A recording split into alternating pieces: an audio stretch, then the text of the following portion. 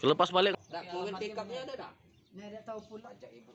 Sidak yang dilakukan dalam 2 hari terakhir oleh UPTB Pengelolaan Pendapatan Daerah Ogan Komering Ulu berhasil ditemukan sejumlah perusahaan dan perbankan telah menunggak pajak kendaraan. Dari hasil tersebut, diketahui penyebab sejumlah alasan dikemukakan oleh perusahaan dan warga.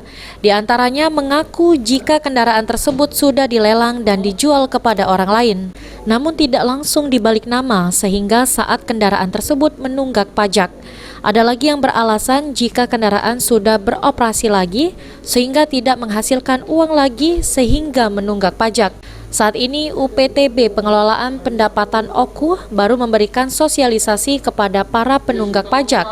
Untuk mobil yang sudah pindah ke pemilikan, pihak UPTB Pengelolaan Pajak OKU 1 memberikan surat mutasi atau pemblokiran.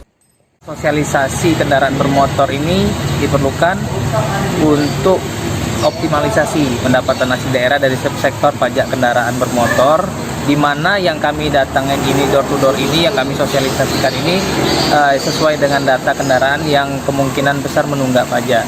Jadi kami bersosialisasi kepada masyarakat agar masyarakat bisa sadar akan kewajibannya, di mana pajak yang masyarakat setorkan ini akan dikembalikan untuk sarana dan prasarana kegiatan masyarakat. Salah satu contohnya yaitu untuk pembangunan prasarana jalan. Kepala Seksi Bidang Pendataan dan Penagihan UPTD Pengelolaan Pendapatan Daerah Wilayah OKU, Yuda Kusuma mengatakan, pihaknya berharap kendaraan yang menunggak pajak untuk segera membayar pajak kendaraannya.